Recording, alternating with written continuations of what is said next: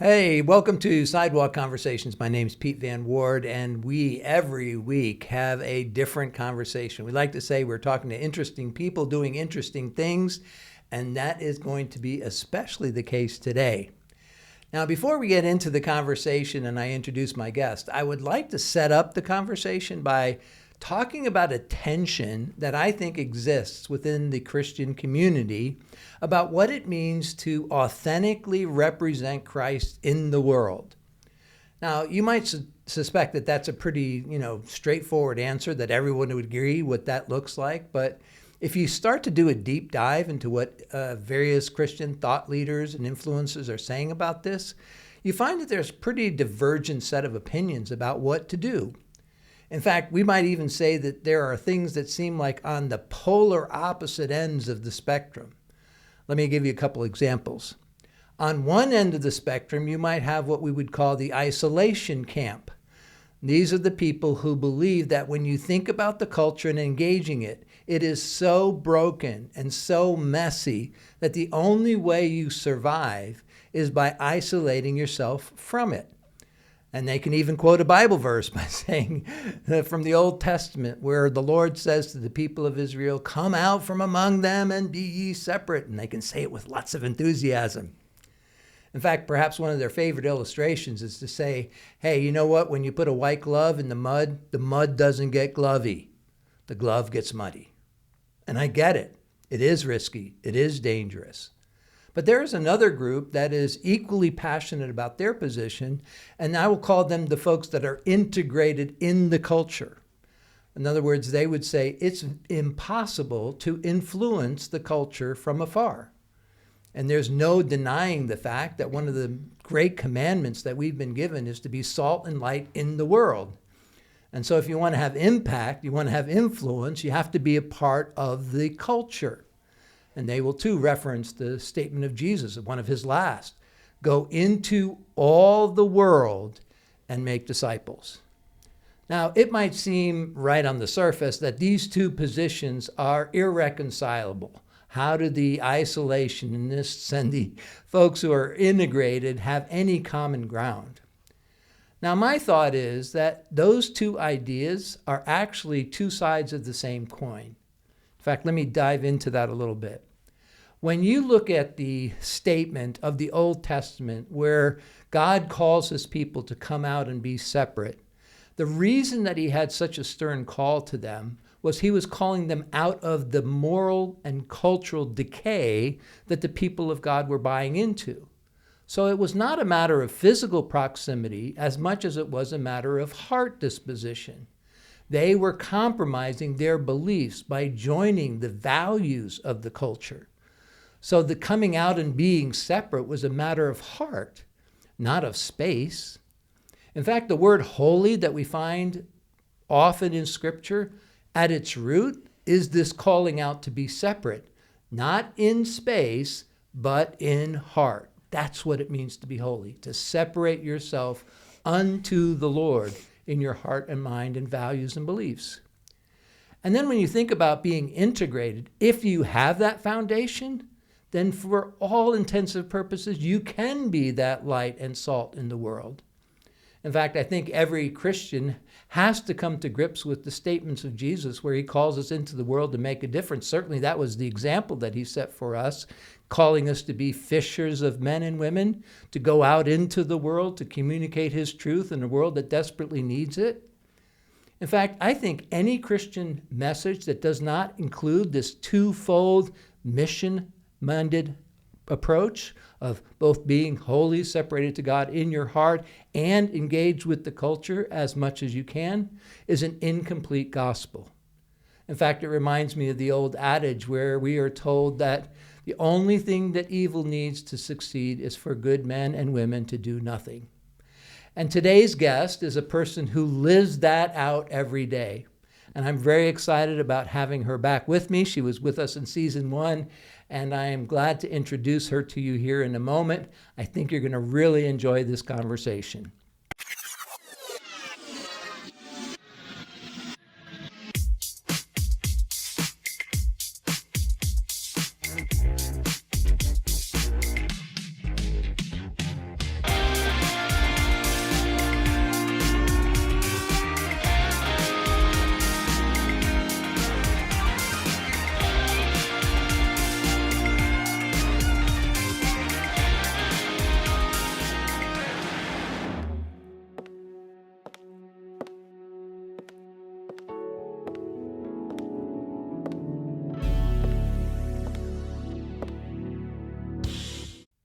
Before I introduce Candy to you, I want to say a thank you to our sponsor today, the Van Ward Foundation.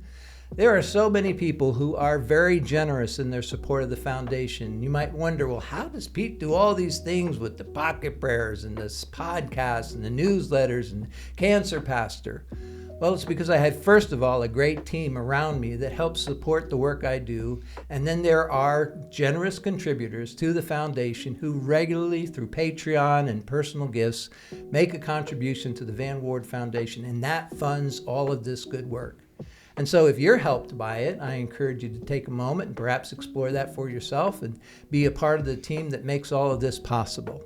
So thank you for all of you who do so. Now let me bring your attention to my guest today, a good friend, Candy Coburn. Hi, Pete. Good to be back with you. It's so good to see you. I love the studio. I love being here. Oh, thank you for coming back. Yeah. I know you're so busy, and we have this really great conversation we're going to have. But before we dive into the deep end of the pool, for those who may not know you or may not remember some of the things that we talked about the last time, just give us a little thumbnail sketch about the things that you do, what kind of keeps you busy, and that kind of thing. Oh, my goodness. Okay, how much time we got? So, I've done music most all my life. That was the thing that I kind of leaned toward because I was not that great in school. You knew that part.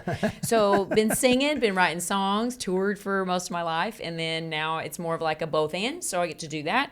I get to lead worship at a beautiful place every Wednesday night. The Barn, you've been there. Love it. What a privilege. It's I call it the Roadhouse for Jesus. So that's super fun. And we have different artists and musicians and painters, all kinds of people. It is the best. It is like the circus. Kept secret in Austin. It is the best kept secret. It's so fun. We had like 70 people there last night. So it was a great night. Oh, I love it. It's really an example of like the whole big C church of Austin. Like there's people are all a part of it from all over Austin, not just one church. So that's a beautiful privilege. And then I also sell and help people buy houses. So that's kind of my outside the church wall call. And it was new. So the Lord's You just started that, right? I did it back in the past, but it was kind of like I was kind of doing it on the side. And then people were like, and I talked to your sweet wife, and I was like, what do you think about this? And I think it was a really Jehovah sneaky way. He was like, hey, I need you out here, like loving on people over here. So I'm like, all right, Lord. So I'm doing a lot of different things, but it's kind of always been how I'm wired, kind of how you're wired, that I always say we have supernatural batteries God gave us to go like, let's go until we go to heaven and then we can chill out there. There you go. Yep.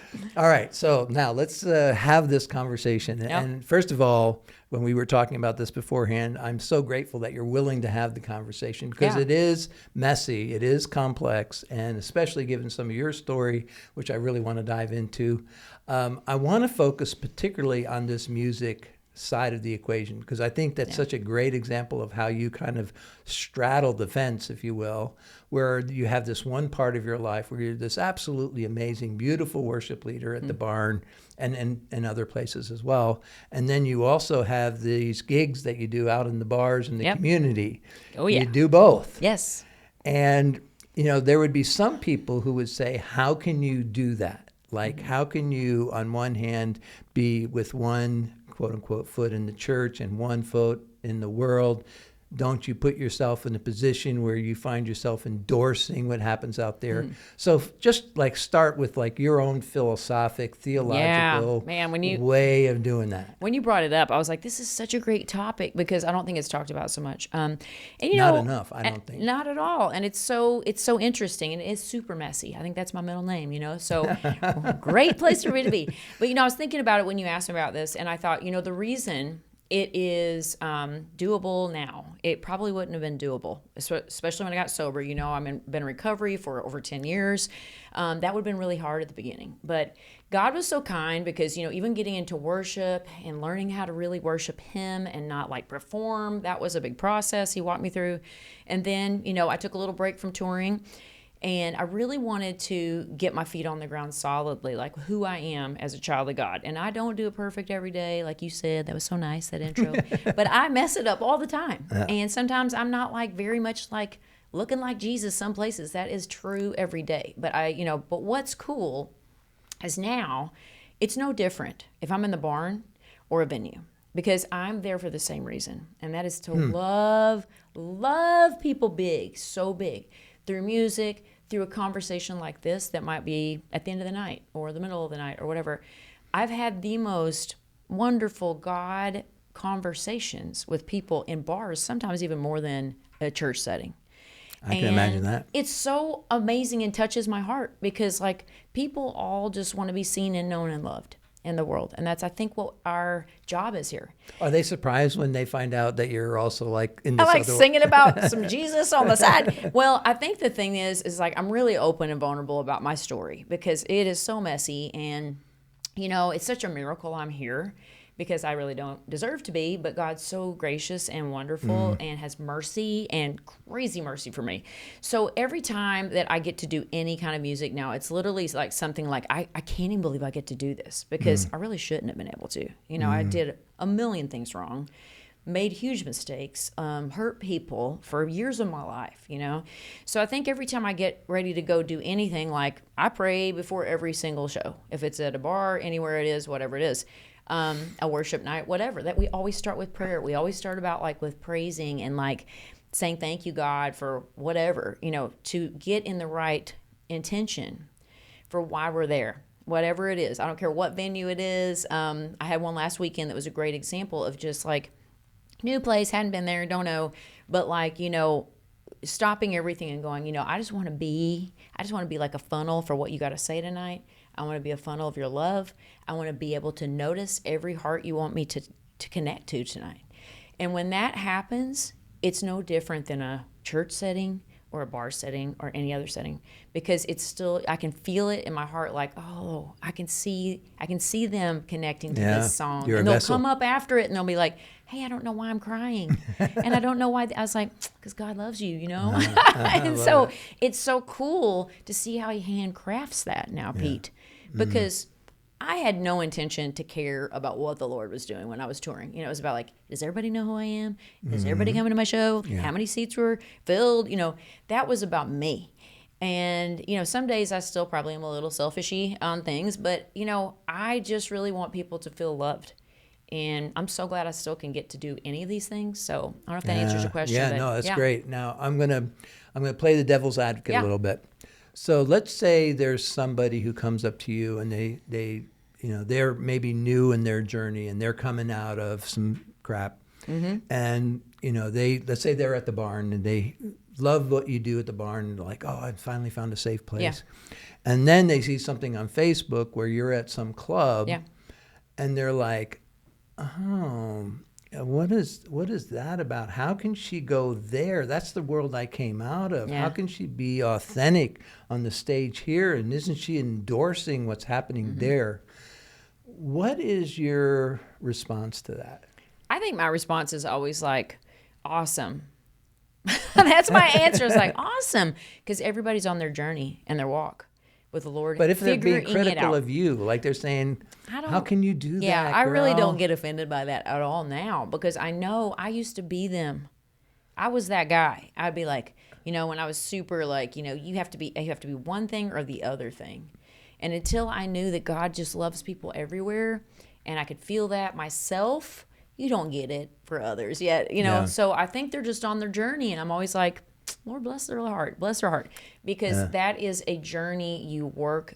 For me, it was a long time to get that. So I don't ever really get offended by that, because I'm just like, okay, that's cool. Have you developed a little theology around it, like why you do it? Why yes, you I feel do. free? I mean, I think it's so interesting, because I think Jesus is the example. I mean, like the original example, right? So he was everywhere, the nastiest places, all the time.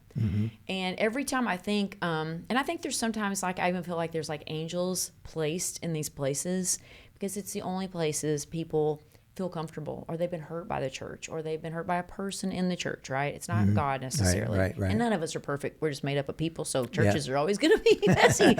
But they don't feel comfortable going there, much less hearing something. But if they're in another setting that they feel comfortable in, it's kind of like we all expect, I think sometimes in the church, like, hey, come over here, be like us, talk like us, understand all of our language you've never heard, and then we're going to be peeps, you know, we're friends. But really, Jesus went out to every area and made them feel comfortable because it's their setting.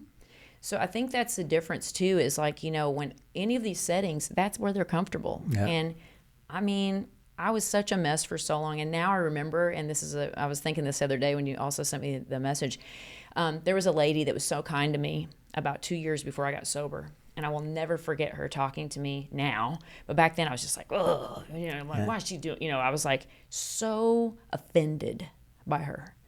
And now, I saw her 2 years after I got sober. I was like, oh my gosh, let me hug your neck. Oh my gosh, I can't believe you're so right, But I couldn't hear it or see it or understand it yet. So I've been this person, and I think that's probably why I'm not so, You get it. Yeah. I get it, yeah. And everybody's on their journey, One of the things is... And maybe my way's not right for everybody. So, No, I'm not right. saying I got it figured out. Yeah. When you're talking, I'm reminded of the story, and it's such a common story. We hear it talked about all the time, but Jesus talks about leaving the 99 and going after the one. Yes. And what that I had a kind of unique insight on that recently, and that is that somebody is going to be offended by what we do. You're never going to avoid offense. And Jesus, They certainly were by him, well, all day. That's what I'm saying. Yeah, in exactly. that setting, Yeah. Jesus was willing to offend the 99 in order to go after the one. And I think that's kind of where I've always landed when people are like, I can't believe you wear Harley stuff and you'll cuss occasionally or you do that, And I'm like, well, I'm trying to communicate. I'm trying to connect. Yeah. And not to say that I get it right either all the time. And I have crossed boundaries and done all kinds of stupid things. But I feel like part of why God has been so gracious to me is that my heart, for the most part, was in the right place. I was wanting to go after the one that would not necessarily, like you just said, come to a church or would relate to a pastor who was like just nice and clean and did everything right and nice. And I just feel like that's the decision we often have to make, is who are you willing to offend? Yeah. And if you've got to choose, then maybe sometimes it's okay to offend the 99.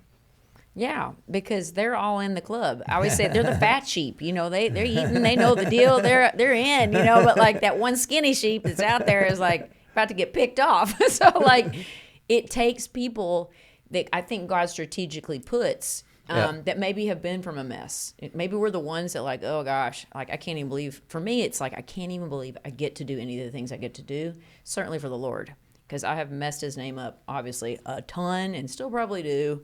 On some days, but it's such a privilege, and maybe that's why I'm like, oh, I want to just love on them so hard. You can't stop my love. I say that all the time, like, can't stop my love. I'm coming with you. I'm coming at you with my love, because I needed it so bad during that time, and people kept coming at me with it, and I was like, I was just not loving it at first.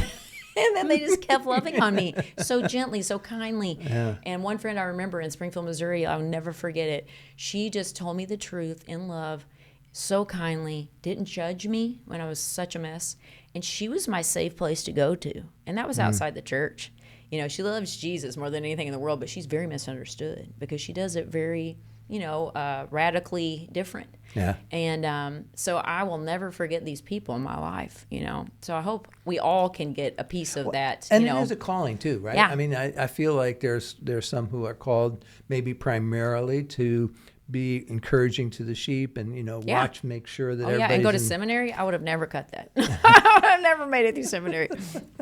I'm pretty sure. And then there are those that have to go up. Yeah. All right. Now, if you're willing, I'd like to go a little more personal. Sure. Because part of your story, I heard you on another podcast this week, which was beautiful. You did such a great job. And in fact, they did a good job. I think I probably said a lot of words really fast, so hopefully it made sense. You did great. Yeah. And in fact, I'm going to post the interview in our notes here on the bottom. But part of your story is a recovery story. So you dealt with alcoholism for a period in your life. I don't remember exactly how long, but it was a good, I would think really, it's been kind of like, it was just kind of a not great thing most of my life, but then it was definitely all consuming for probably a good 8 years of my life before I got sober. Okay. So the risk then for you, I would suspect, is that you go back into this world where that is always in front of you, how do you make sure that you're not adversely influenced by that environment? I think it's number one, it's all about my spiritual condition with the Lord. 100%. I think that things could bother me. I could be, restless and irritable and all those things, but it is literally a way of life for me. It's a lifestyle. I'm heavily involved with 12-step program. I have a community around me all the time to always be accountable to. And I think that's something God created. There's lots of different versions, whatever you want to pick, but I have to have people in my life that have done and been where I've been, to remind me all the time, like, hey, and I have to call them a lot, like, hey, I just did this, blah, blah, blah, and I have to come clean.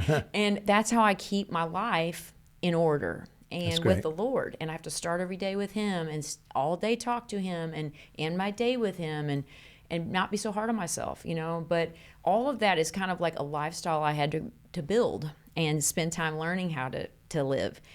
Going in those places now, I don't think about it at all. Really? I remember when I first got sober, and I will never forget, because I had this residency in Austin. You play every single week at this one place, it's this thing. And I would literally be like, I was just like shaking. I felt terrible. I just felt so miserable. And I would watch everybody's drinks, and I knew how many they drank. And it's such an obsession and crazy thing that's happening to your mind during that time, certainly getting sober.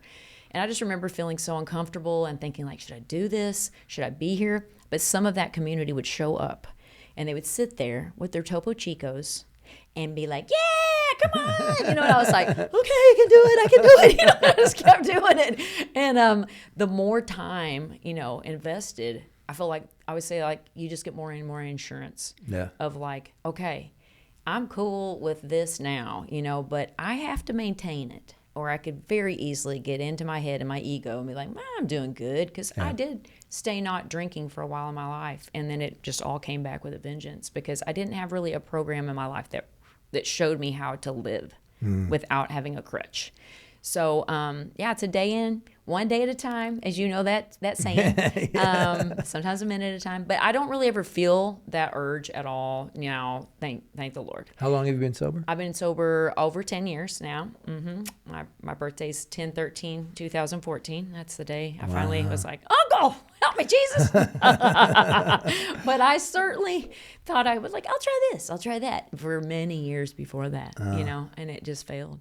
Okay. Because God, a full surrender to God that is the only ticket out. So on my monologue before we got together here, I talked about this idea of two things kind of being able to live together. So if I'm hearing you correct, that part of being able to be in the world as an authentic follower of Jesus is contingent on that first 100%. Yes, I need all the Jesus isolated every day, to the Lord. all the day. Yes. Yes. And I need a both and. Chris, that's his favorite line to say, is like, my life is a full both and of both now. Now, I couldn't always do that, but that is the Lord's blessing on just being faithful and really just trying to seek his will and his wisdom this whole time.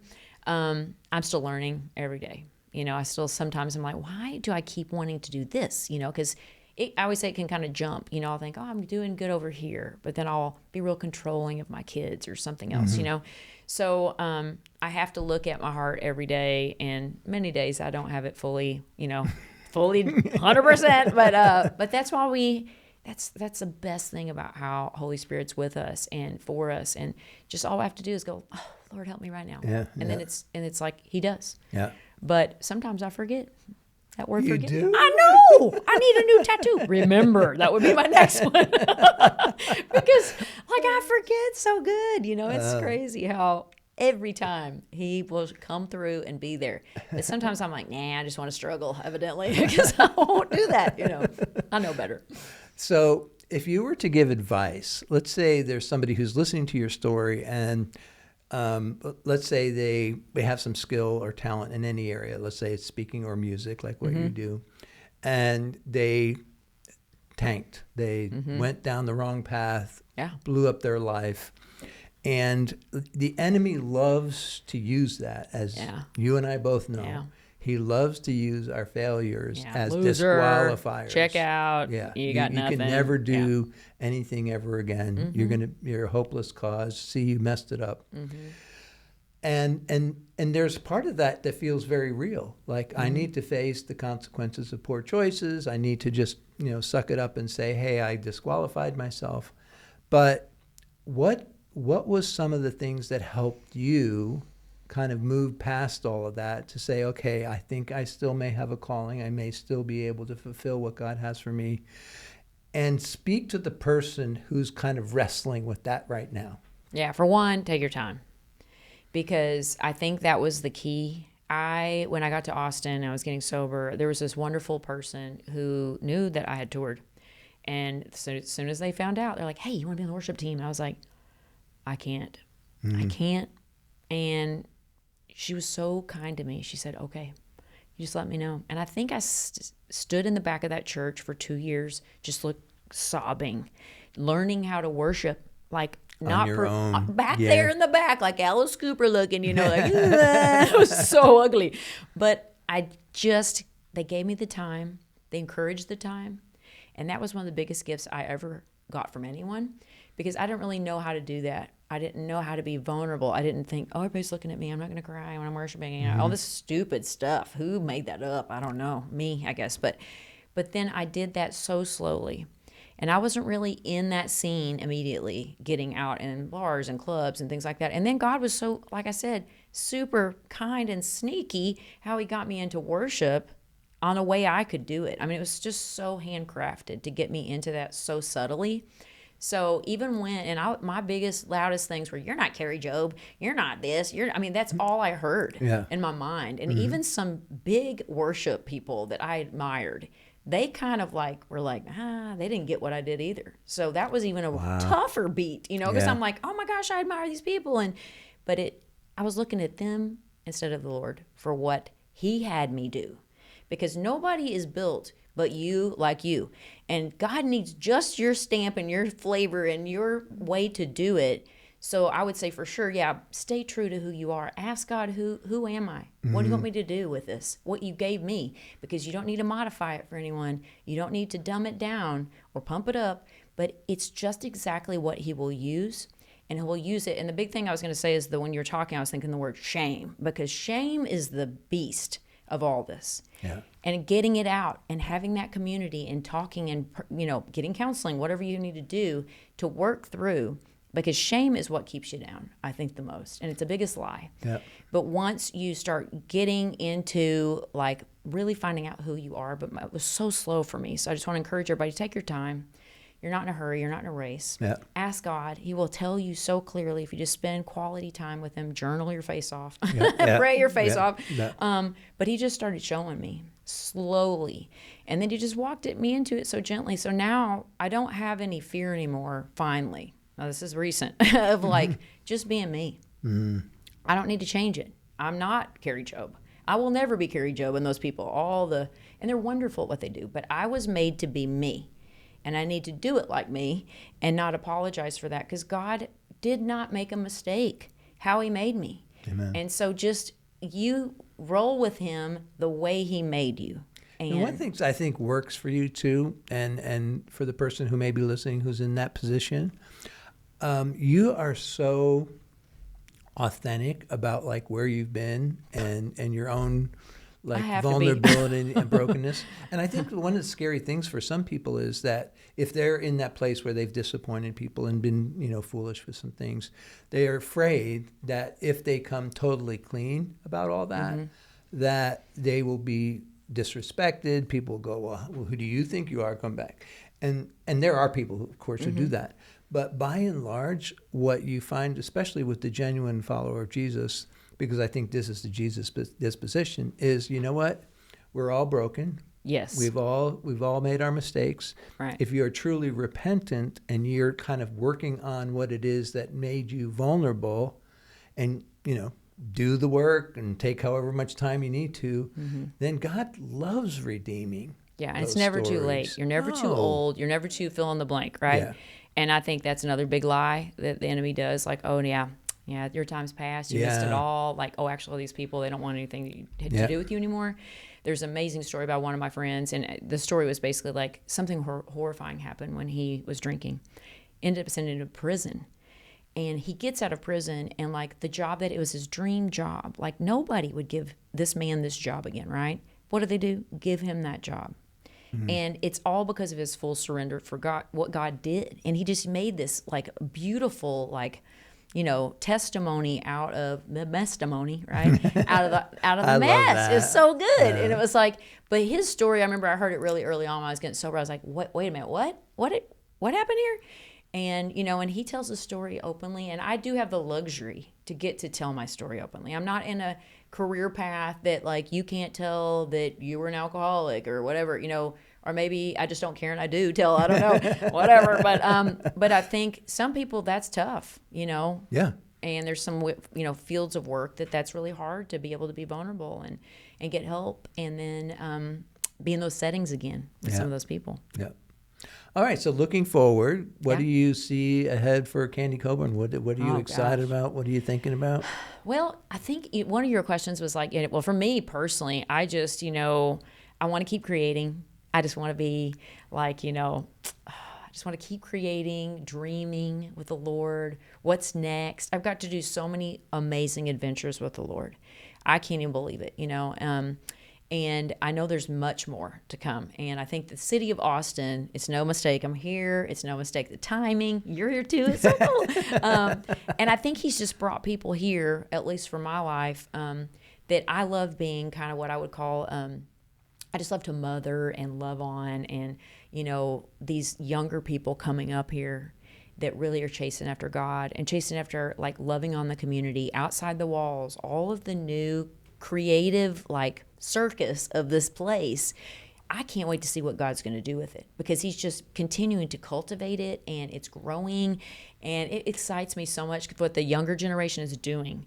And so all kinds of things. I just want to keep, encouraging so many young people that are coming up as worship leaders or artists in the secular world that love Jesus or, painters and all spoken word artists. I could keep going.